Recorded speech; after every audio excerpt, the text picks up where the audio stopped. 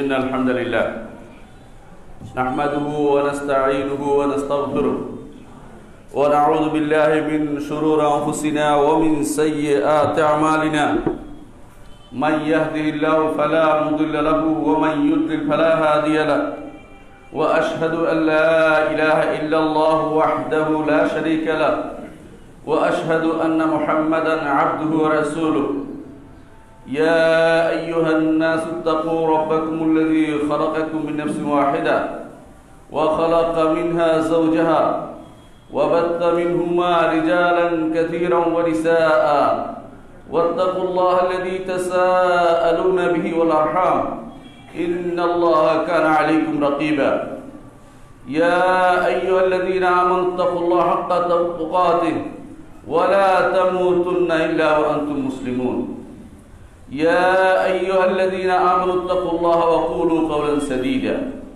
يصلح لكم أعمالكم ويغفر لكم ذنوبكم ومن يطع الله ورسوله فقد فاز فوزا عظيما أما بعد فإن خير الحديث كتاب الله وخير الهدي هدي محمد صلى الله عليه وسلم وشر الأمور محدثاتها وكل محدثة بدعة وكل بدعة ضلالة وكل ضلالة في النار أيها الناس اتقوا الله فإن التقوى ملاك الحسنات واعلموا أن الله عز وجل لا يقبل منكم أي عبادة إلا إذا كان خالصا لله عز وجل وإلا إذا كان موافقا لهدي النبي صلى الله عليه وسلم فهذان الشرطان لا بد منهما قال الله عز وجل فمن كان يرجو لقاء ربه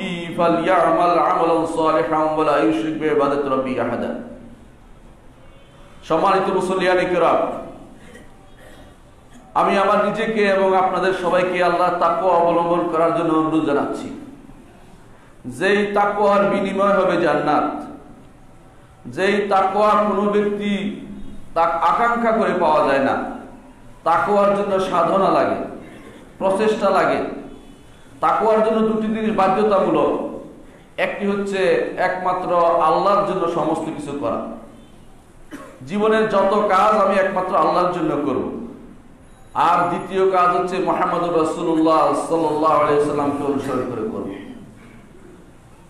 আজকাল মানুষ অনেক দুটি জিনিসেই আমাদের সমস্যা দেখা দেয় আল্লাহর জন্য করতে গেলেই দুনিয়া চলে আসে উদ্দেশ্য আলাদা হয়ে যায় যখনই উদ্দেশ্য আলাদা হয়ে যায় আল্লাহর দরবারে তা কবুল করা হয় না হাদিসে কুদসিতে আল্লাহ তাআলা বলেন রাসূলুল্লাহ সাল্লাল্লাহু আলাইহি ওয়াসাল্লাম বলেছেন আল্লাহ তাআলা বলেন আনা আগনা শুরাকা আনিশ শিরক মান আমিলা আমালান ওয়া আশরাকা ফীহি মা'i গায়রি তারাকতুহু ওয়া শিরকাহু আমি যত রকমের অংশীদার আছে অংশীদারের অংশ আমি গ্রহণ করি না দুনিয়ার মানুষ অংশীদারের অংশ গ্রহণ করে তারা মনে করে আমার ভাগটা বুঝে নেই তার ভাগ যাই হোক আমার ভাগ আমি বুঝে নেই কিন্তু আল্লাহ রাব্বুল ইজ্জত তিনি এমন এক সত্তা তিনি কোনো অংশীদারের অংশ গ্রহণ করেন না যেই কাজ আপনি আল্লাহর জন্য করবেন পুরোটাই আল্লাহকে দিতে হবে সালাতের শুরু থেকে শেষ পর্যন্ত সাওম হজ যাকাত যাই আল্লাহর জন্য করবেন তার জন্যই করতে হবে তার কোনো অংশ যদি অন্য কারোর জন্য হয় আল্লাহর দরবারে সেটা হয় না আল্লাহ সেটা কবুল করেন না হাদিসে কুদসিতে আল্লাহ তাআলা বলছেন তারাকতুহু ওয়া শিরকাহু তাকেও ছেড়ে দেই তার আমলকেও আমি ছেড়ে দিই কোনোভাবেই আল্লাহ তাআলা যতক্ষণ পর্যন্ত তার জন্য একান্ত করে না হবে আল্লাহ তাআলা সেটা গ্রহণ করবেন না এটা যেমন সত্য তেমনি ভাবে কাজটা করার ক্ষেত্রে মুহাম্মদুর রাসূলুল্লাহ সাল্লাল্লাহু আলাইহি ওয়াসাল্লামের পথ অনুসরণ করতে হবে আমার সালাত আমার যাকাত আমার সিয়াম আমার হজ আমার যাবতীয় কাজ যেগুলো ইবাদত বলে স্বীকৃত সে সবগুলি একমাত্র মুহাম্মদুর রাসূলুল্লাহ সাল্লাল্লাহু আলাইহি ওয়াসাল্লামকে অনুসরণ করে করতে হবে কারণ কোরআনে কারীমে আল্লাহ তাআলা বলে দিয়েছেন ওয়ামা কানা লিমুমিনিন ওয়ালা মুমিনাতিন ইজা কাদাল্লাহু ওয়া রাসূলুহু আমরান ইয়াকুল লাহুল খায়রাতু মিন আমরিহি আল্লাহ বলছেন যে কোনো ঈমানদার নারী পুরুষ কারো জন্য এটা গ্রহণযোগ্য নয়। আল্লাহ এবং তার রাসূল কোন নির্দেশনা দিলে সেখানে নিজের মন মতো কোনো কিছু গ্রহণ করে নিবে। আইয়াকুনা লাহুল খিয়ারাতু মিন আমরি, কোনো অপশন নাই। আপনি যেভাবে ইচ্ছা সেভাবে করলেই হবে না, আপনাকে একমাত্র মুহাম্মদ রাসূলুল্লাহ সাল্লাল্লাহু আলাইহি ওয়াসাল্লামকে অনুসরণে কাজটা করতে হবে। সেটা না করলে আপনি অবাধ্য, আল্লাহ এবং তার রাসূল অবাধ্য হলেন। আল্লাহ এবং তার রাসূল অবাধ্য হলে কি হবে আল্লাহ বলে দিচ্ছেন, ওয়া মান ইয়াসিল্লাহ ওয়া রাসূলহু ফাকাদ দাল্লা দালালাম মুবিনা। যে কেউ আল্লাহ এবং তার রাসূল অবাধ্য হবে সে তো প্রকাশ্য পথভ্রষ্টতায় লিপ্ত। আল্লাহ তাআলা কোরআনে কারিমে আরো বলছেন, ইয়া আইয়ুহাল্লাযীনা আমানু লা তুকদ্দিমু বাইনা ইয়াদাইল্লাহি ওয়া রাসূলিহি ওয়াত্তাকুল্লাহা ইন্নাল্লাহা সামিউন আলীম। হে ঈমানদারগণ, তোমরা আল্লাহ এবং তার রাসূলের সামনে অগ্রণী হইও না। কিভাবে অগ্রণী হয়? আল্লাহ এবং তার রাসূল যা বলেছেন তার থেকে বেশি করে নিয়েছেন অথবা কম করে নিচ্ছেন। যা তিনি বলেছেন সেটা চেয়ে বেশি বুঝে নিলেন, 1 ইঞ্চি একটু বেশি বুঝলেন, বেশি করলেন। এর মাধ্যমে আল্লাহ এবং তার রাসূলকে অতিক্রম করে যাওয়া হয়। এই অতিক্রম করে যাওয়াকে নিষেধ করা হচ্ছে। তারপর বলেছেন আল্লাহ তাআলা, ওয়াত্তাকুল্লাহ, আল্লাহ তাকওয়া অবলম্বন করেন, ইন্নাল্লাহা সামিউন আলীম, নিশ্চয় আল্লাহ তাআলা সব শুনেন এবং সব জানেন। সব শুনেন, কথার মধ্যে বাড়াবাড়ি হচ্ছে কিনা, আমলের মধ্যে বাড়াবাড়ি হচ্ছে কিনা, সবই তিনি শুনেন এবং দেখেন। দুনিয়ার জীবনের প্রতিটি কাজ এই দুটি জিনিস দিয়ে আপনাকে নিয়ন্ত্রিত হতে হবে। একটি হচ্ছে আল্লাহর জন্য হতে হবে, আরেকটি হচ্ছে মুহাম্মদুর রাসূলুল্লাহ সাল্লাল্লাহু আলাইহি সাল্লামের আদর্শ মোতাবেক হতে হবে। আমরা এক ধরনের স্ববিরোধিতায় লিপ্ত। যখনই দুনিয়ার কোনো অফিসে আমরা যখন চাকরি করি, বসের কথার বাইরে কিন্তু যাই না, কারণ জানি যে যদি বসের কথার বাইরে যাই টাকা পয়সা দিবে না। কিন্তু যখন আমি আল্লাহ এবং তার রাসূলের কাছে সওয়াবের জন্য যাই, তখন কিন্তু আমি যেভাবে ইচ্ছা সেভাবে চলতে চেষ্টা করি। এটাই হচ্ছে স্ববিরোধিতা। আপনি যখন কোনো একটা বিষয়ে কারো কাছে যখন জানাবেন যে এই বিষয়ে, তখন ফতোয়া দেওয়ার জন্য দুদিক থেকে উঠে পড়ে লাগবে, সবাই ফতোয়া দিবে। কিন্তু তাকে যদি বলেন আমি আমার এই রোগ হয়েছে, ওই রোগ হয়েছে, বলে ভালো ডাক্তারের কাছে যান, সেখানে আর বলে না যে আমি বলে দিচ্ছি এই ওষুধ খাও, ওষুধ খাও। কারণ বেশিরভাগই তখন নিজেই তখন সব জানতা হয়ে যায়। যখন আল্লাহ এবং তার রাসূলের কথা আসে, নিজেরা সব জানে, অথচ তারা কিছুই জানে না। আল্লাহ এবং তার রাসূলের নির্দেশনার বাইরে তারা চলতে চেষ্টা করে। দুনিয়ার বুকে অনেক জায়গাতেই আপনি দেখবেন নিজেরা যা বলছি, মুখে যা বলছি, তা আসলে করছি না। আল্লাহ তাআলা কোরআনে কারীমে বলেছেন, ইয়া আইয়ুহাল্লাযীনা আমানু লিমা তাকুলুনা মা লা তাফআলুন। হে ঈমানদারগণ, কেন এমন কাজটি করছো, যে এমন কথা বলছো যে কাজটি তোমরা করো না। কিছু মানুষ দেখবেন উঠে পড়ে লেগে গেছে যে আল্লাহ তাআলার এই কাজটি করে ফেলবো, আমরা এই কাজটি করবো, আল্লাহর জন্য জান দিয়ে ফেলবো। কিন্তু যখনই তাদের নিজের ব্যাপারে আসে, তখনই তারা ছাড় দেয়। দেখবেন সুদ খাচ্ছে, ঘুষ খাচ্ছে, আবার ঠিকই শুক্রবারে মসজিদের প্রথম কাতারে আসছে। দুটেই তাদের কাছে চলে, কোনো সমস্যা হয় না। আবার দেখবেন হারামের বেশাতি দিচ্ছে, হারাম করে যাচ্ছে, গুনার কাজ করে যাচ্ছে, আল্লাহ এবং তার রাসূলের প্রকাশ্য বিরোধিতায় নেমেছে, কোরআন এবং হাদিসের বিরোধিতায় কাজ করছে। সরাসরি যে জন্য রাসূলরা প্রেরিত হয়েছেন সেই জিনিসগুলোর বিরোধিতা তারা করছে। কিন্তু আবার বলবে আমরা কি দিন কম বুঝি নাকি? তারা দিন বেশি বুঝে আমাদের চেয়ে, কিন্তু বুঝে, কিন্তু যদি মেনে নিলাম তারা বুঝে, কিন্তু তারা মানে না। যদি মানত, বিরোধিতা চলতে পারতো না। এক সহবিরোধিতা। একই পরিবারে আপনার সন্তানকে আপনি নিজে নামাজি, সালাত আদায়কারী, আপনি কত কিছু করেন দিনের জন্য, আপনার সালাতকে আপনি দিন পড়াননি, আপনার সন্তানকে আপনি দিন পড়াননি, আপনার সন্তানকে আপনি যেভাবে ইচ্ছে সেভাবে ছেড়ে দিয়েছেন। বরং দুনিয়ার সবচেয়ে বড় বিদ্যাপীঠ খুঁজে পড়াচ্ছেন, কিন্তু দিনই বিদ্যাপীঠ নয়, যেখানে মাতৃগর্ভে থাকাকালীন তার নাম লিখতে হয় এমন বিদ্যাপীঠে পড়াচ্ছেন। কোন বিদ্যাপীঠ আছে এরকম, ঢাকা শহরে আপনার সন্তান হওয়ার আগে নাম লেখা হয়ে গেছে, ওখানে ছাত্র পড়বে। সেই সমস্ত বিদ্যাপীঠে আপনি ছাত্র পড়াচ্ছেন, সেখানে না আল্লাহ সম্পর্কে জানাবে না রাসূল সম্পর্কে জানাবে। আপনার সন্তান দুনিয়ার বড় ডিগ্রি নিবে, কিন্তু সে শিখবে না সালাত কিভাবে আদায় করতে হয়, সে জানবে না আল্লাহ মুত্তা রাসূলের হক কি, সে জানবে না কোন জায়গায় শিরিক হয়ে যাবে, কোনটা করলে বেদাত হয়ে যাবে, এটা সে জানবে না। কিন্তু সে অনেক কিছু জানে, বড় অফিসার হবে, বড় পদে যাবে, দুনিয়ার কারি কারি টাকা অর্জন করবে। এ যেন এক মহা মরীচিকার পিছনে আমরা ছুটে চলেছি।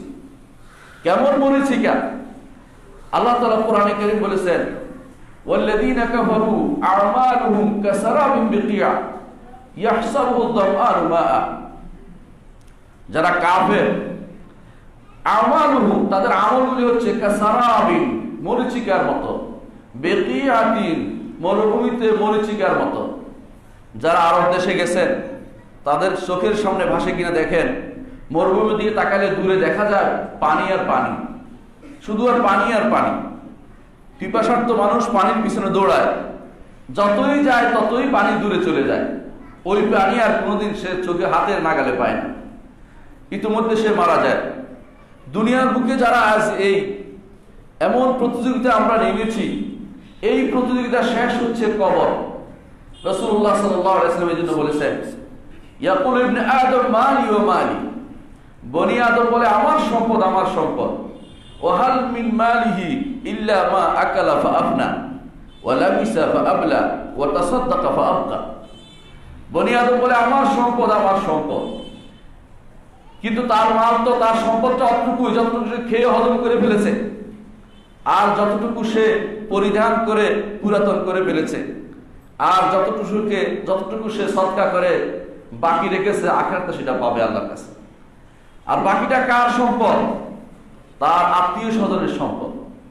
আত্মীয় স্বজনের জন্য সে দুনিয়ার সব কিছু করে। সুদে টাকা নিয়ে বাড়ি করেছে, সেই বাড়ি থেকে যাবে, তিনি কিন্তু 3.5 হাতের বেশি নিতে পারবেন না, কবরে চলে যাবেন। আপনি যে দুনিয়ার সমস্ত কাজ করতে করতে করতে আপনি শেষ মুহূর্তে আপনি মনে হবে যে আমি তো কিছুই আল্লাহর জন্য করিনি। আল্লাহ তাআলা কোরআনে কারীমে যেন বলছেন, ইয়া আইয়ুহান নাস ইন্নাকা কাদিহুন ইলা রাব্বিকা কাদহান ফামুলাকি।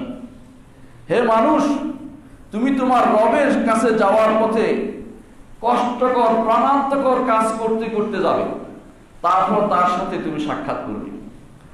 এমন এক প্রতিযোগিতা, যে প্রতিযোগিতার পিছনে কেউ পিছিয়ে যেতে চায় না, সবাই চায় এই আমার পাশের জমিটা আমার হওয়া দরকার, ওই লোকের চেয়ে আমার বেশি দরকার, যেই কোনো মূল্যে আমার দরকার, এটা আমার বাড়ির একটা ইজ্জতের ব্যাপার, এটা আমার বাড়ির সম্মানের ব্যাপার, মর্যাদার ব্যাপার,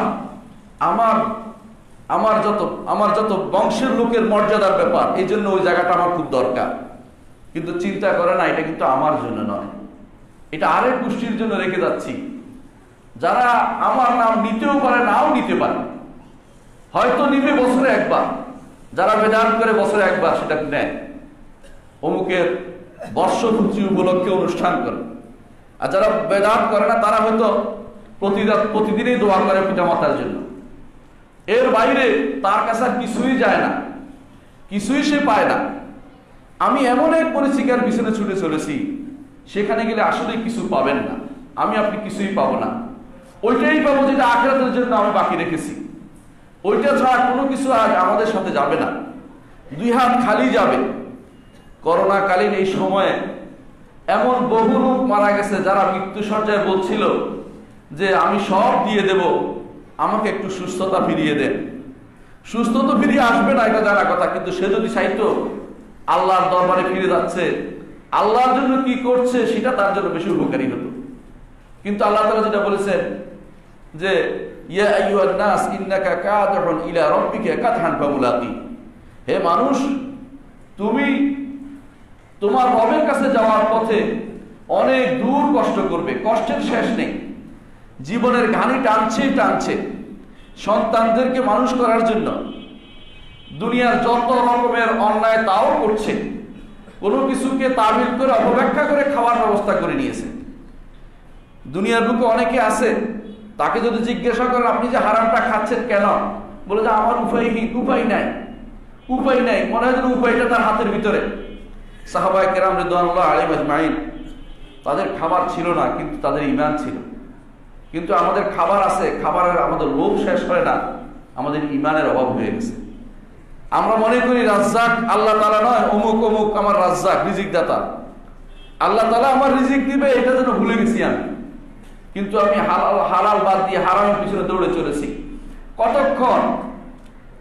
যখন আমি মারা যাব, আমি ধনী করে থুয়ে যাব আমার সন্তানদেরকে, ধনী করে রেখে যাব আমার সন্তানদেরকে। তারা ধনী, সেই ধন ভোগ করবে, আমি কিন্তু সেটা ভোগ করে যেতে পারি। আমি কতটুকু ভোগ করতে পারি? একজন মানুষ যখন সম্পদশালী হয়, সে কিন্তু 2 খাটে ঘুমায় না, 1 খাটে ঘুমায়। যখন সে কোনো খাবার খায়, এত বেশি খেতে পারে, পেট ভরেই খেতে পারে, এর বেশি কিন্তু খেতে পারে না। কিন্তু তার জমানোর যে আকাঙ্ক্ষা, এটা এত বেশি, পারতপক্ষে সে সারা বাংলাদেশ দখল করলো যেন আরো থাকবে তার আকাঙ্ক্ষা। এটা এমন একটা পরিবেশ হয়ে দাঁড়িয়েছে, মানুষ মরিচিকার পিছনে ছুটে চলেছে। কোরআনে কারীম আল্লাহ তাআলা এই আমলটাকে বলেছেন, এটা হচ্ছে কাফিরদের আমল। ওয়াল্লাযীনা কাফারু আমালুহুম কাসারাবিন বিকিয়া।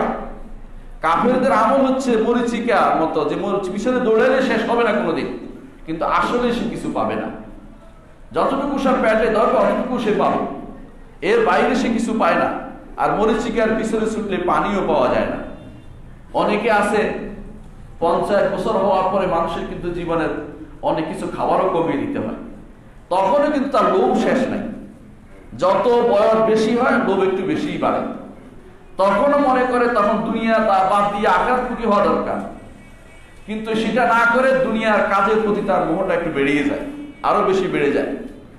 এত বেড়ে যায় 50 বছর পরে যখন তার সিনির বাজেট শেষ, তখনও সে চায় আরেকটা জমি কিনবে, আরেকটা বাড়ি কিনবে, প্রাসাদ কিনবে, এরকম বানাবে, ওইরকম বানাবে, শুধু বানানোর চিন্তা থাকে। কিন্তু আখিরাতের চিন্তা সে করে না, যে আমার তো একটা লম্বা হায়াত আছে, যেই লম্বা হায়াতটি কোনোদিন শেষ হবে না, ওই হায়াতের জন্য আমি কি করতে পেরেছি, সেই হায়াতটা কি? আল্লাহ তাআলা কোরআনে কারীমে উল্লেখ করেছেন, কিয়ামতের দিন সে ব্যক্তি, প্রত্যেকটি মানুষ বলবে, ইয়া লাইতানি কদ্দামতু লিহায়াতি, হায় আমি যদি আমার জীবনের জন্য কিছু পেশ করতে পারতাম। জীবন বলতে আখিরাতের জীবনকে বোঝানো হচ্ছে এখানে, এবং সে জীবন বলতে সেদিন বলবে যে ওইটা তো কোনো জীবনই ছিল না। কান্নাহুম ইয়াওমা ইয়ারাউনাহা লাম ইয়ালবাসু ইল্লা আশিয়াতান আও দুহাহা। সেদিন তারা মনে করবে যে একটা বিকাল অথবা একটা সকাল শুধুমাত্র অবস্থান করেছে দুনিয়াতে, একটা বিকাল অথবা একটা সকাল। আর কেউ কেউ মনে করবে লাম ইয়ালবাসু ইল্লা সাআতাম মিন নাহার, দিনের একটা ঘন্টা, সামান্য একটা সময় সামান্য ব্যয় করেছে। এটা উপলব্ধি করতে পেরেছিলেন রাসূলুল্লাহ সাল্লাল্লাহু আলাইহি ওয়াসাল্লাম। সেই জন্য যখন একদিন তিনি শুয়েছিলেন, গায়ে দাগ পড়ে গেছে, শরীরে দাগ পড়ে গেছে, শোয়ার জায়গার মসৃণ ছিল না বলে দাগ পড়ে গেছে। ওমর রাদিয়াল্লাহু দেখে কেঁদে ফেললেন, ইয়া রাসূলুল্লাহ, রোম সম্রাট, পারস্য সম্রাটটা কত আরামে ঘুমায়, আর দু জাহানের সর্দার মুহাম্মদুর রাসূলুল্লাহ সাল্লাল্লাহু আলাইহি ওয়াসাল্লাম পিঠে দাগ পড়ে যায়। রাসূলুল্লাহ সাল্লাল্লাহু আলাইহি ওয়াসাল্লাম বললেন, ওমর, তুমি কি চাও না ওদের জন্য দুনিয়া, আমার জন্য আখিরাত হোক? আখিরাত দুনিয়া তো সেরকম যেন কোনো মানুষ কোনো গাছের নিচে বসেছে, তারপর সেই গাছের ছায়া শেষ হয়ে গেছে, চলে গেছে, এর চেয়ে বেশি আর কিছু নয়। সেরকম মনে করেছিল সাহাবায়ে কেরাম সবাই। এই জন্য তারা যখন পরবর্তীতে দুনিয়া তাদেরকে পেয়ে বসেছে, তখন তারা কান্নাকাটি করতো, উনজিলাত হাসানাতুনা, আমাদের হাসানাত কি দুনিয়াতে দিয়ে দেওয়া হয়েছে, আমাদেরকে কি দুনিয়াতে দিয়ে দেওয়া হয়েছে? এরা তারা কান্নাকাটি করতো যে দুনিয়াতে সব দিলে আখিরাতে আমাদের জন্য কি বাকি আছে। কিন্তু আখিরাতের জন্য যে ব্যক্তি ঈমানদার, দূরদর্শী, যে বুঝে যে আমার বাড়ি তো আখিরাত, সেটার জন্য সে কাজ করে, এবং কঠিন কিছু না, যদি কোনো আল্লাহ এবং তার রাসূলের নিয়ম মোতাবেক চলে, এই ব্যক্তি কিন্তু কঠিন কিছু সমস্যার সমাধান পড়বে না, কঠিন সমস্যায় পড়বে না। কিন্তু সমস্যা হচ্ছে এটা, আল্লাহ এবং তার রাসূলের নিয়মটা মুখে বলি, কাজে কিন্তু করি না। যদি বলেন তুমি শিরিক করছো, মুশরিকও মানবে না। যারা কবর পূজারী আছে ওদেরকে বললেও তারা না, শিরিক করতেছি না, কিন্তু শিরিক সে করে বেড়াচ্ছে। বেদাত যে করছে তারা যদি বলেন তুমি বেদাত করতেছো, বল না বেদাত করি না, এটা জায়েজ, এটা সুন্নত, সে ঘুরে ফিরে এটাকে জায়েজ করার চিন্তা ভাবনা করবে। অথবা কথায় আরো ভালো কিছু বললে হাসানা করবে, বেদাতে হাসান। আবার যদি কোনো বেশি খারাপ হতে বলবে যে এরকম অনেকে অমুকে তো করে, অমুকে তো করে, এরকম দিয়ে মানুষ দলিল দেওয়ার চেষ্টা করে। তো এর মাধ্যমে তো আপনি বাঁচতে পারবেন না, কারণ কোরআন স্পষ্ট, হাদিস স্পষ্ট।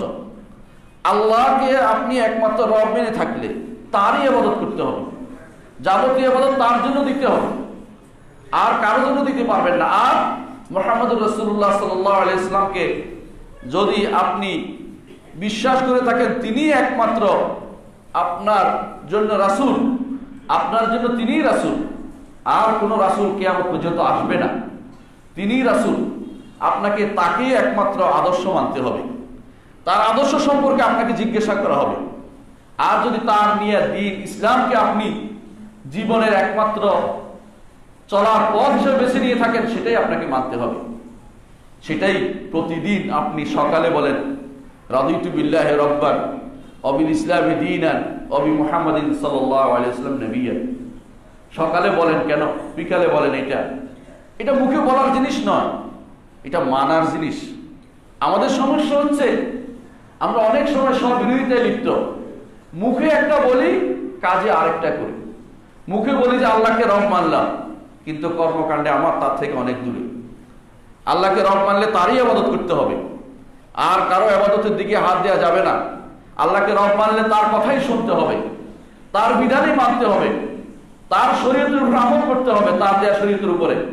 কিন্তু যখন আমি দুনিয়ায় চলি তখন নিজেরা বসে আইন বানাই, নিজেদের মতো করে বিধান বানাই, নিজেরা যেভাবে ইচ্ছা সেভাবে চলার চেষ্টা করি। যদি আলেমরাও বলে যে অমুক জিনিসটা হারাম, অমুক জিনিসটা শিরিক, অমুক জিনিসটা কুফরি, আপনার তখন মনোভূত হয় না, তখন খুঁজতে থাকেন যে অমুক আলেম তো বলেছে জায়েজ। খুঁজি এখন আপনার কাছে, এখন যার মনোভূত হচ্ছে, যার কথা মনোভূত, তারটা নিয়ে এতে খুব ব্যস্ত হয়ে পড়ে। কেন? এটা আপনার আহওয়া, আপনার প্রবৃত্তির অনুসরণ তখন চলছে, আপনার প্রবৃত্তির অনুসরণ করেন। তখন আপনি আল্লাহকে রব হিসেবে ঠিক মতো মানেননি। আল্লাহকে রব মানলে তার কথার বাইরে আপনি যেতে পারেন না। আপনি যদি মুহাম্মদুর রাসূলুল্লাহ সাল্লাল্লাহু আলাইহি ওয়াসাল্লামকে আপনার রাসূল মেনে থাকেন, এর অর্থ হচ্ছে তিনি যেভাবে যেটা বলেছেন সেভাবে আপনাকে করতে হবে। কিন্তু আমার কর্মকাণ্ড সেদিকে যায় না, আমার পরিবারের রাসূলের আদর্শ নাই, আমার সন্তানের মধ্যে রাসূলের আদর্শ নাই, আমার চলাফেরা রাসূলের আদর্শ নাই, আমার ব্যবসা বাণিজ্যের রাসূলের আদর্শ নাই, রাসূলের নির্দেশের বাইরে আমি চলি। আল্লাহ তাআলা রাসূল যখন নির্দেশ দেয় আমার কাছে মনে হয় কোনো সুযোগ আছে কিনা, কোনো এদিক সেদিক করার কোনো সুযোগ আছে কিনা। আপনি যখন বলছেন সকালবেলা আমি আমার রাসূলকে, মুহাম্মদ রাসূলুল্লাহ সাল্লাল্লাহু আলাইহি ওয়াসাল্লামকে রাসূল মেনে নিচ্ছি, এটা মুখের কথা, কারণ এরপরে আপনি এর বিরোধিতা করবেন একটু পরে।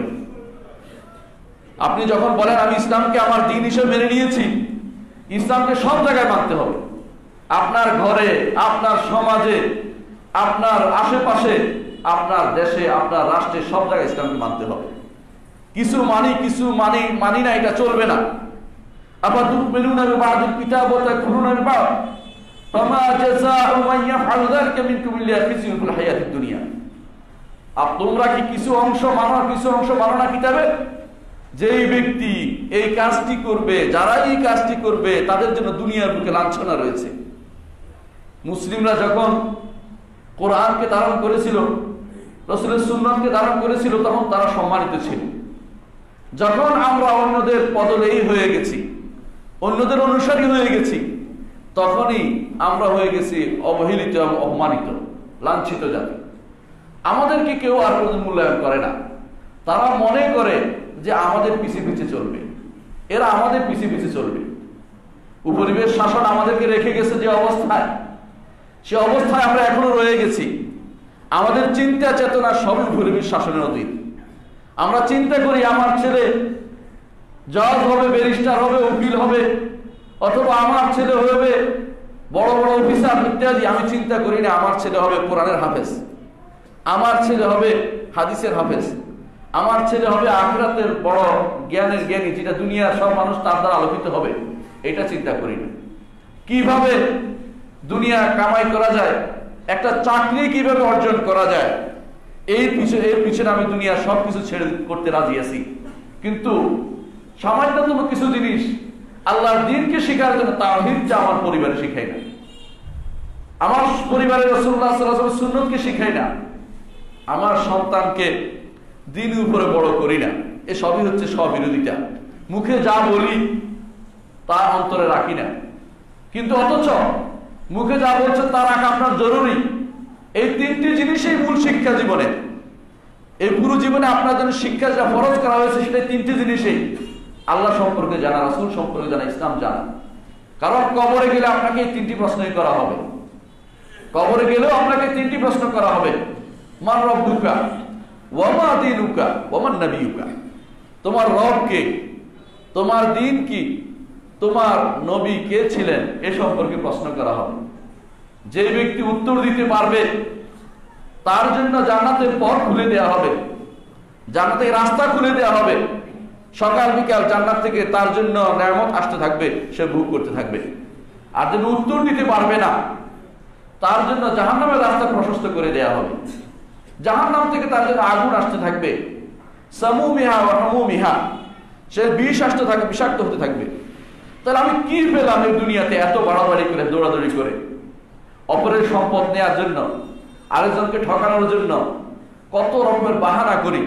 এই বাহানার পরিণাম ফল জাহান্নাম ছাড়া কিছুই নয়। এই বাহানা জাহান্নামে নিয়ে যাবে। কিন্তু আমি আল্লাহর রাসূলকে অনুসরণ করে চললে আমার জন্য জান্নাত ছিল, এবং যে জান্নাতের পরে আর অন্যদিকে যাওয়ার কোনো সুযোগ নেই, জান্নাতেই থাকবেন আপনি। লা ইয়াবগুনা আনহা হিওয়ালা, যে জান্নাত থেকে আরেকখানে কেউ যেতে চাইবে না। জান্নাত কি ছোট একটি বাড়ি যে আরেক বাড়িতে যেতে হবে? এরকম নয়। সর্বশেষ যে ব্যক্তি জান্নাতে যাবে, পৃথিবীর মতো 10টি এলাকা তাকে দেয়া হবে। সর্বশেষ যে ব্যক্তি জান্নাতে যাবে, আপনার ভালো লাগেনি এক এলাকা, আরেক জান্নাতে চলে যান কিছুদিনের জন্য, আরেক জায়গায় চলে যাবেন, কিছুদিনের জন্য আরেক জায়গায় চলে যাবেন। বিশাল এই পৃথিবী, তার থেকে 10 গুণ পৃথিবী আল্লাহ তাআলা দিবেন যে ব্যক্তি সর্বশেষ জান্নাতে যাবে তাকে। এই জান্নাতের জন্য যে আমল করতে হয়, আপনাকে দুনিয়ার মুখে বুঝতে হবে আমার লক্ষ্য কোথায়। আমার লক্ষ্য এখানে শেষ হলে হবে না, অনেক দূর আমাকে যেতে হবে, অনেক বড় জিনিস আমাকে পেতে হবে। যে ব্যক্তি বড় জিনিস পেতে চায় অনেক কিছু ত্যাগ করে। যে ব্যক্তি মনে করে যে ভালো একটা রেজাল্ট করবে, সে কি করে? রাত জেগে পড়ালেখা করে, নাকি ঘুমিয়ে থাকে?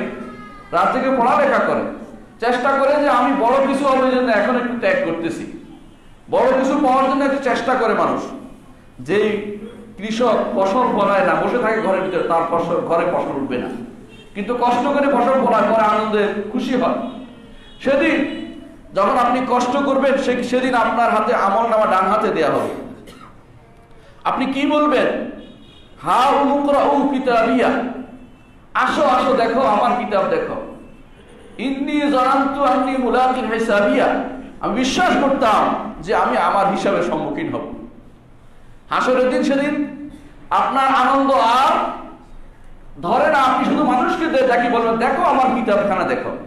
দুনিয়ার বুকে আমরা যখন ভালো রেজাল্ট করি, অথবা আপনি আপনার ছেলে ভালো রেজাল্ট করে, আপনি চুপ করে থাকেন না, কি করেন? বাজারে গেলে মিষ্টি খাওয়ানোর ব্যবস্থা করেন, বহু মানুষকে মিষ্টি খাওয়ান, দেখেন আমার ছেলে কি ভালো রেজাল্ট করেছে। সেটা আপনিও খুশি হবেন যে আপনার আমল কত ভালো ছিল।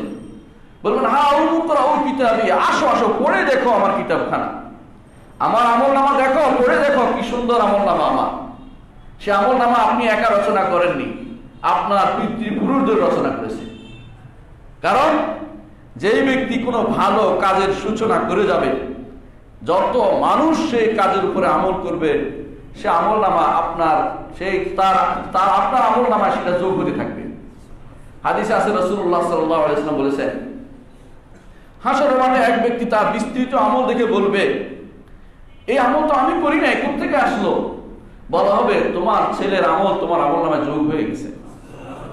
এগুলি আপনি ওই সময় করতে পারবেন সত্যিকার অর্থে দিন যদি তাকে শিখিয়ে থাকেন। আর যদি না শিখিয়ে থাকেন, আপনি হতভাগা, কিছুই যোগ হয়নি আপনার জীবনে, আপনি কিছুই পাননি, যা পেয়েছেন তা এখানে শেষ হয়ে যাবে, সেটা এখানে শেষ হয়ে যাবে, আখিরাতে আপনার জন্য কোনো প্রাপ্তি নেই। দুনিয়ার জন্য করেছেন, দুনিয়াতে থেকে যাবে। আখিরাতের জন্য করেছেন, আখিরাতের জন্য আল্লাহ সংরক্ষিত করে রাখবেন। কোনো কিছু আল্লাহ তাআলার কাছে নষ্ট হবে না। ইন্নাল্লাহা লা ইউযিউ আজরাল মুহসিনিন, মুহসিন যারা তাদের কোনো কিছু নষ্ট হয় না, তাদের সব কিছু সংরক্ষিত থাকে। রাসূলুল্লাহ সাল্লাল্লাহু আলাইহি ওয়াসাল্লাম বলেছেন, তোমাদের কেউ যখন কোনো কিছু দান করে আল্লাহ তাআলা সেটা বাড়াতে বাড়াতে বাড়াতে উপত্যকা পূর্ণ করে ফেলেন। যেমনি ভাবে তোমাদের কেউ তার উটের বাচ্চা বা ঘোড়ার বাচ্চাকে বড় করে, সেটা বড় হতে হতে তার সাথে আবার যুক্ত হতে হতে বিরাট উপত্যকা পূর্ণ হয়ে যায়, সেভাবে জিনিসটা বাড়িয়ে তোলেন। এটাই ইমাম তিরমিজি রাহমাতুল্লাহ তার হাদিসটা এনে বলেছেন যে এখানে আহলুস সুন্নাহ ওয়াল জামাতের একটা আকীদা রয়ে গেছে, বড় আকীদা, যে আল্লাহ তাআলা তার নিজ হাতে গ্রহণ করেন। সেটা আল্লাহ নিজ হাতে সেটা গ্রহণ করেন। আপনি আখিরাতের জন্য কাজ করবেন, কাউকে দেখানোর জন্য করার দরকার না, দেখানোর একটা সময় রয়ে গেছে, সেই সময় দেখাতে পারবেন। আর যে ব্যক্তি যাকে বাম হাতে আমলনামা দেওয়া হবে, ফায়াকুল, সে বলতে থাকবে, ইয়া লাইতানি লাম উতা কিতাবিয়া, যদি এই কিতাব আমাকে না দেয়া হতো, বু'দাল মাশরিকাইন, এই কিতাব থেকে যদি দূরে থাকতে পারতাম আমি, ইয়া লাইতাহা কানাতিল কাদিয়া, যদি চিৎকার যে যখন মৃত্যু হয়ে গিয়েছিল সেটাই যদি যথেষ্ট হতো, হাসরের মাঠে যদি আমার উঠার দরকার না হতো, তখন সেরকম কান্নাকাটি আমাদের আসবে। এটা আমাদের সবার জন্য ভাই, মনে করবেন না আরেকটা জাতির উপর হবে। আপনি আমি দৌড়াতে থাকবো, এমন একটা লম্বা সময় সেখানে দৌড়াবো এই আমলের জন্য। সবার কাছে আপনার ছেলেও আপনার থেকে দূরে পালাবে। সেদিন দুনিয়ার বুকে তার জন্য কি না করেছেন, তার জন্য সরকারি সম্পদ আত্মসাৎ করেছেন, জনগণের সম্পদ করেছেন, সুদ ঘুষ খেয়ে অনেক কিছু করেছেন, কিন্তু সেদিন সে পালাতে থাকবে। ইয়াউমা ইয়াফিরুল মারউ মিন আখিহি ওয়া উম্মিহি ওয়া আবিহি ওয়া সাহিবাতিহি ওয়া বানিহি লিকুল্লি ইমরিইন মিনহুম ইয়াউমাইযিন শা'নু ইউগনি। সেদিন পালাতে থাকবে স্ত্রী, কন্যা, পুত্র, যারা খুব কাছের বন্ধু মানুষ, কেউ কাছে থাকবে না, সবার পালাতে থাকবে। কিন্তু সেদিন কাজে আসবে কিছু মানুষ, আল আখিল্লা বা'দুহুম লিবা'দিন আদুউন লিল মুত্তাকিন। বন্ধুত্ব করেছেন যাদের বান্দাদের সাথে চলেছেন, মসজিদে এসেছেন, দিনদারি কাজ করেছেন, এরা একে অপরের কাজ দিবে। কিন্তু ওই বন্ধুরা কাজ দিবে না যাদের সামনে আপনি বসে ক্লাবে বসে আড্ডা দিয়েছেন, যেই ক্লাবে বসে মদ খেয়েছেন, যেই ক্লাবে বসে আপনি বিশাল বিশাল কথা বলেছেন, হারাম কাজের শখ এঁকেছেন বসে বসে, সেই ক্লাবের বন্ধুরা সেদিন কোথায় থাকবে কেউ খুঁজে পাবেন না। এবং যদি সামনেও পড়ে পালাতে থাকবে, কেউ আপনার কোনো সামান্য উপকারও করবে না। বরং সেদিন ইমানদাররা বলবে যে তুমি তো আমাকে শেষ করে দিয়েছিলে, ইনকিত্তালা তুরদিন ওয়ালাউলা নি'মাতু রাব্বি লাকুনতু মিনাল মুহতারিন। হায় রে, তোমার কাছে পাল্লায় পড়লে তো আমি শেষ হয়ে যেতাম। অল্পের জন্য তুমি আল্লাহ আমাকে বাঁচিয়ে দিয়েছেন, না হলে তোমার সাথে আমি জাহান্নামে চলে যেতাম।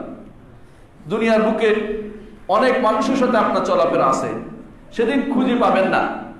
বলবে যে ইন্নাহু কানা, আমার এক ভাই ছিল, আমার সাথে বলতো চলতো, সেই কোথায়? তখন বলা হবে, কোরআনে কারীমে সূরা সাফাত আল্লাহ তাআলা বলছেন, তাকে তুমি দেখতে চাও? ফাত্তালা ফারাআহু ফি সাওয়াইল জাহিম, ও কি তাকিয়ে দেখবে সে জাহান্নামের মাঝখানে আছে। কেন গেছে? কারণ আল্লাহ এবং তার রাসূল তার দুই পথে সে চলে নাই, নিজের মন মতো সে চলেছে।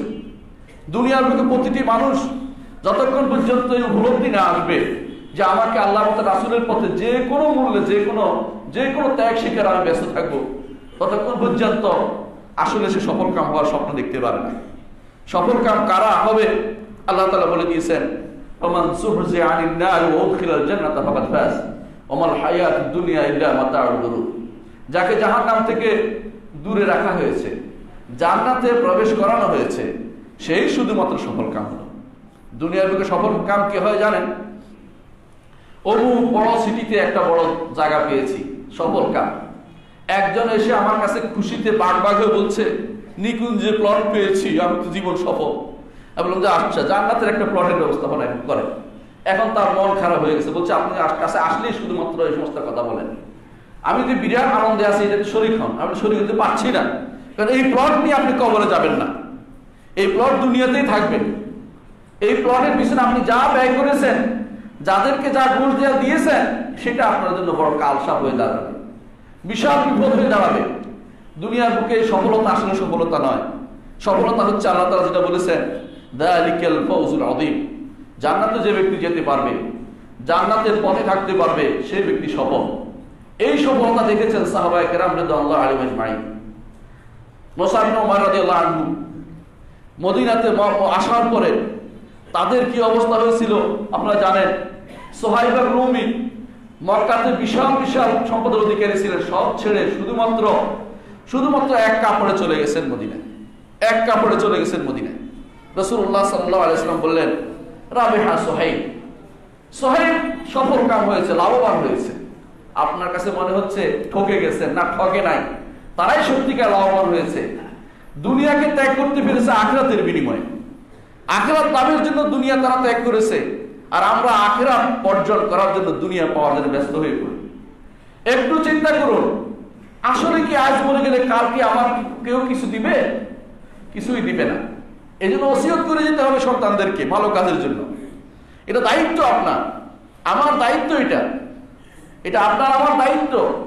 যদি আমি সেখানে কবরের প্রশ্ন উত্তরগুলো দিতে না পারি, আমার জন্য জাহান্নাম শুরু হয়ে যাবে তখন থেকে। উসমান ইবনে আফফান রাদিয়াল্লাহু আনহু কবরের কাছে গেলে কাঁদতেন খুব।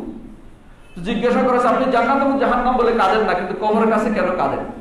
বলে এই জন্য কাঁদি, আউয়ালু মানাজিল আখিরা, আখিরাতের প্রথম মঞ্জিল হচ্ছে কবর। এইটা যদি পার হইতে পারি বাকিটা সহজ, এইটা যদি আটকে দেওয়া হয় আমার পক্ষে পার হওয়া সহজ না। এখানে আমি উত্তর দিতে পারবো কিনা?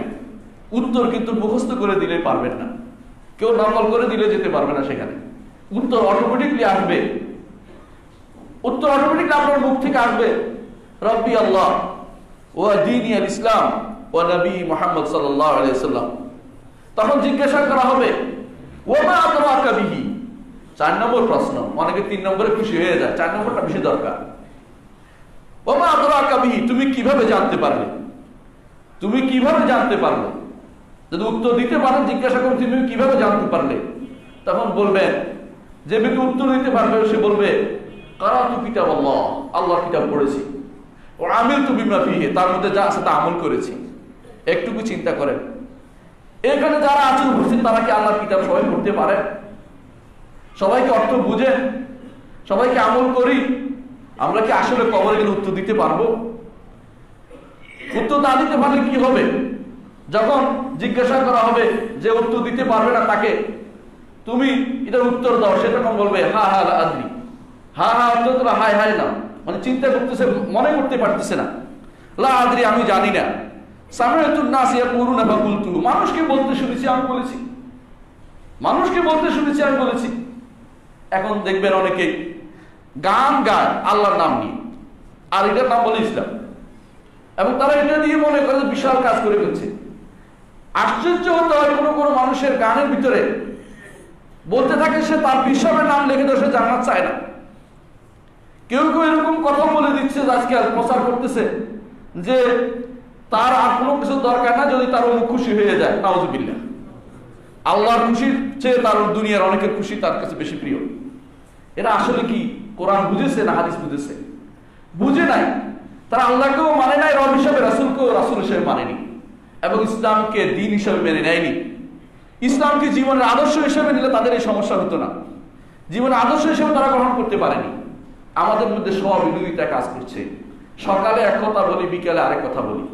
রাতের বেলা যখন আপনি পড়েন ওয়ানাখলাউ ওয়ানাতরুকু মাইয়াফজুরুকা, আমি পরিত্যাগ করি, সম্পর্ক ত্যাগ করি যারা আপনার সাথে নাফরমানি করে তাদের সাথে, রাতের বেলা বলেন, কিন্তু আপনি জানেন না কি করতেছেন। সকালে আপনি তার সাথে আপনার চলাফেরা হয়, তার সাথে আপনি ব্যবসা বাণিজ্য হয়, তার সাথে উঠে বসা হয়, তাকেই আপনি বড় করে তোলেন সবার কাছে, তার নীতিটাকেই সবাই আপনার কাছে বেশি প্রিয় হয়। যিনি আল্লাহ এবং তার রাসূলের নীতির বিরুদ্ধে চলে তার কথা শুনতে আপনার কাছে বেশি প্রিয় হয়। অনেক সময় কেউ আপনাকে সাবধান করলে তার উপর আপনি আক্রমণাত্মক হয়ে যান। অনেক সময় কেউ যদি সাবধান করে আপনাকে যে এই নীতি তো আল্লাহ এবং তার রাসূল বিরোধী, আপনার কাছে এটা পছন্দনীয় মনে হয় না। আপনার কাছে মনে হয় এরা অনেক বেশি কথা বলে, মোল্লারা বেশি কথা বলে, অমুকে বেশি কথা বলে, অমুকে বড় কথা বলে, তাকে ধরতে হবে, তাকে এই করতে হবে, সেই করতে হবে। মনে রাখবেন আপনার ধরপাকড় অল্প কয়েকদিনের জন্য, বেশি দিন না। ফেরাউন যখন ধরেছিল, জাদুকরদের যখন ইসলাম গ্রহণ করেছিল, ফেরাউন বলেছিল তোমরা মূসার সাথে একটা যোগ সাজস করে তোমরা এই আমার রাষ্ট্র উল্টে দিতে চাও, তোমরা মূসার সাথে যোগ সাজস করে আমার রাষ্ট্র উল্টে দিতে চাও, আমি তোমাদেরকে হাত পা কেটে তোমাদেরকে আমি শুলে চড়াবো, খেজুর গাছের ডালের সাথে আটকে রাখবো, যাতে করে দেখতে হয় আইয়ুনা আসাদ্দু আযাবান ওয়া আবকা, কে বেশি শাস্তি দিতে পারে জগৎবাসী দেখে নেবে। তারা কি বলেছিল? ইন্নামা তাখদি হাযিল হায়াতুদ দুনিয়া, দুনিয়ার জীবনের কয়টা জীবনে যে তুমি কয়টা জিনিসে যে তুমি মাত্র আমাদের থেকে নিতে পারো, অনন্ত জীবন। অনন্ত জীবন কেন দেখেন, ফেরাউন কতদিন বেঁচে ছিল, মূসা আলাইহিস সালাম কতদিন বেঁচে ছিলেন, এই যারা মরেছিল তখনকার সময়ে যাদেরকে ফেরাউন মেরে ফেলেছিল, জাদু করা ইসলাম গ্রহণ করার পরে তাদেরকে যখন মেরে ফেলেছিল তারা কতদিন বেঁচে ছিল, কিন্তু কবরের নিচে কত হাজার বছর ধরে আছে। তারপরেও আরো থাকবে, জান্নাতে থাকবে কত হাজার বছর, তার কোনো শেষ নেই। তো দুনিয়ার 70 বছর 100 বছরের জন্য এত লম্বা সময় যে ব্যক্তি নষ্ট করে সেই ব্যক্তি সবচেয়ে বড় হতভাগা, বড় হতভাগা সে। ঈমানদারের জন্য সবসময় চিন্তা করে। রাসূলুল্লাহ সাল্লাল্লাহু আলাইহি ওয়াসাল্লাম যেটা বলেছেন যে তিনি যখন কোরআন গাচ্ছিলেন, মসজিদ নবী তৈরি করছিলেন, তখন তিনি কোরআন গাচ্ছিলেন, সাহাবায়ে কেরাম বলেছিলেন, যখন বলছিলেন এটা আল্লাহুম্মা লা আয়শা ইল্লা আয়শাল আখিরা, সাহাবায়ে কেরাম এটা বলার পরে রাসূলুল্লাহ সাল্লাল্লাহু আলাইহি ওয়াসাল্লাম বলতেন ফাগফির লিল আনসারি ওয়াল মুহাজিরা, আল্লাহ দুনিয়ার জীবন তো জীবন না, আখিরাতের জীবনের প্রকৃত জীবন। ওয়া ইন্নাল আখিরাতা লাহিয়াল হায়াওয়ান, কোরআন আল্লাহ বলে দিয়েছেন এটা আখিরাত হচ্ছে প্রকৃত জীবন। দুনিয়ার জীবনটা বড় করে দেখে তারাই যারা অদূরদর্শী, তারা মনে করে এটাই শেষ, এটাই সবকিছু। এজন্য আল্লাহ তাআলা কোরআনে কারীম বলছেন বাল তুযিরুনাল হায়াতাদ দুনিয়া, তোমরা জীবন দুনিয়ার জীবনকে বড় করে দেখছো, ওয়াল আখিরাতু খায়রু ওয়া আবকা, অথচ আখিরাত তা তো অনেক কল্যাণকর, অনেক বাকি, যার কোনো শেষ নাই। এই আখিরাত কোনোদিন শেষ হবে না। সেই জীবন, যে জীবন কোনোদিন শেষ হবে না, সেই জীবনের জন্য কি যে ব্যক্তি কাজ করেছে সেই ব্যক্তি হচ্ছে সফল কাম। দুনিয়ার বুকে আপনি অনেক কিছুই করতে পারেন, দেখাতে পারেন, কিন্তু শেষ বয়সে এসে আপনি আফসোস করবেন, দেখবেন বলবেন যে আমি এগুলি কার জন্য করেছি। অনেক মানুষ আছে সন্তানকে বড় করে তুলেছে। আপনাদের আশেপাশে এক ইউনিভার্সিটি টিচার সম্পর্কে পত্রিকায় দেখেছি, সন্তানকে বড় করে তুলেছে, এক ছেলে আমেরিকা, এক ছেলে কানাডা, এক ছেলে অমুক জায়গায় তমুক জায়গায়, এবং বড় করে তিনি গর্ব করে বলতেন বৃদ্ধ বয়সে তাকে দেখার মতো কেউ ছিল না। তিনি শেষ পর্যন্ত বৃদ্ধাশ্রমে মারা যেতে হয়েছে। কেন? আপনি যেটা চেয়েছেন সেটা পেয়েছেন। দুনিয়ার সামান্য অহংকারের জন্য আপনি অনেক কিছু তাকে শিক্ষা দিয়েছেন, বিশ্বের সব জায়গায় তাকে পাঠিয়েছেন, কিন্তু দিনটা তাকে শিক্ষা দেননি। দিন শিক্ষা দিলে সে সন্তানকে ফেলে যেত, বাবাকে ফেলে যেত না, বাবাকে সাথে রেখে যেত। এবং বৃদ্ধ বয়সে আপনার যখন বেশি দরকার হয়, এই সময় তারা দূরে সরে চলে যায়, তো তখন আপনার বেশি দরকার হয়, তখন আপনাকে তারা আপনাকে পায় না, আপনাকে তাদেরকে পান না। কেন? আপনি আসলে যেটা চেয়েছেন সেটা পেয়েছেন, কিন্তু তাদের কাছে আপনি দিনদারিটা তুলে ধরতে পারেননি। দিনদারি তুলে ধরার জন্য আপনাকে দিন শিখতে হবে, নিজে মানতে হবে, সন্তানকে মানাতে হবে। যেই বাবা সকালবেলা ঘুম থেকে উঠার জন্য, সালাতের জন্য ঘুম থেকে সন্তানদেরকে উঠান না, কিন্তু টিউশনির জন্য তাকে উঠান, হ্যাঁ, টিউটরের কাছে পাঠানোর জন্য উঠান, সেই বাবা প্রথম দিন থেকে হেরে গেছেন, তিনি বাপ হওয়ার অনুপযুক্ত। কারণ সন্তান সে ভালো কাজ দিতে পারেননি, তাকে দুনিয়াদার বানিয়েছেন। এই দুনিয়াদারে সে হবে, এই দুনিয়াদারে সে হবে, এর থেকে বেরিয়ে যেতে পারবে না সে কোনোদিন।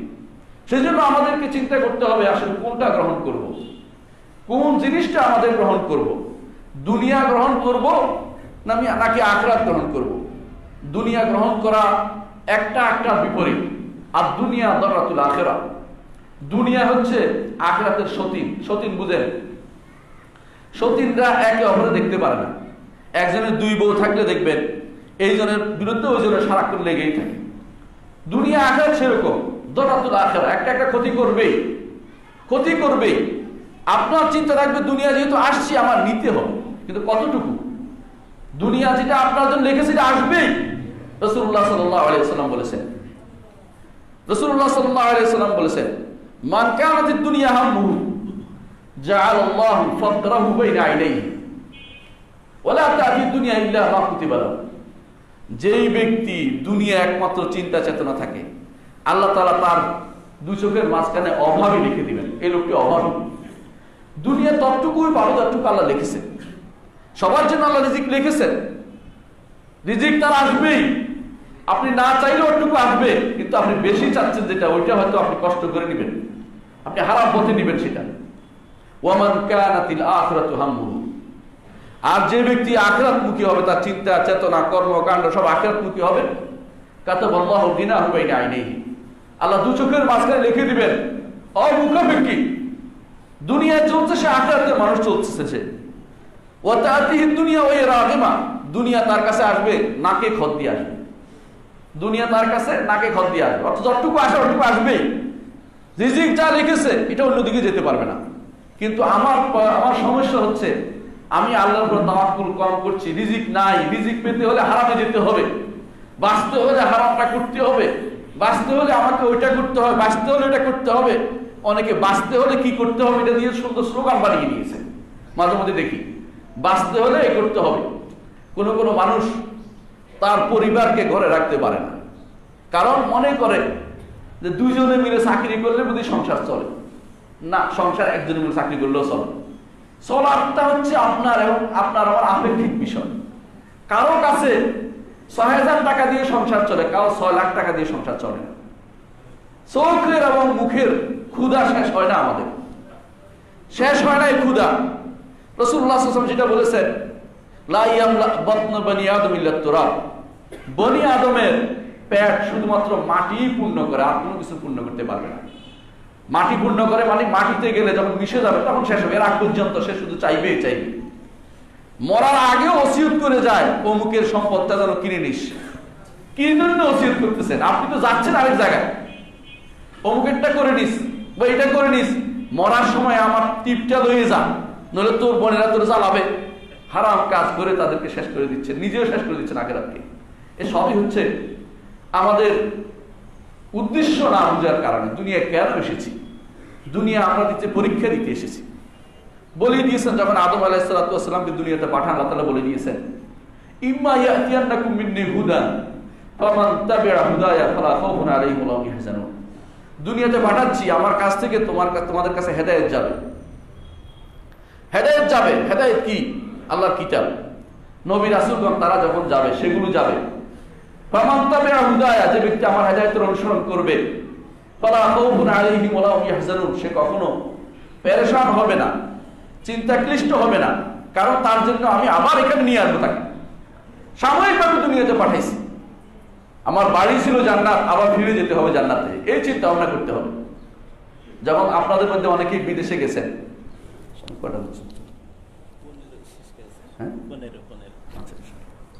আপনাদের মধ্যে অনেকেই বিদেশে গেছেন। বিদেশে গিয়ে কি বাড়ি করেছে কেউ? কেন বাড়ি করে না? এই জন্য বাড়ি করে না যে ওখানে থাকতে পারবো না, ছেলে পাঠিয়ে দিবে আমাকে, আমার টাকাটা নিয়ে যাবে, জায়গা মতো পাঠিয়ে নেই, চিন্তা ভাবনা করে বাড়িতে পাঠিয়ে দিয়েছেন। আপনার বাড়ি তো জান্নাত ছিল, আপনার আমার বাড়ি জান্নাত, সেই জান্নাতে আবার ফিরে যেতে হলে জান্নাতের কাজ করে যেতে হবে, নাহলে সে ঠিকানা হারিয়ে ফেলবো। আমি যদি কোনো বিদেশে যেভাবে টাকা রেখে আসি না, দুনিয়াতে টাকা রেখে যাব না।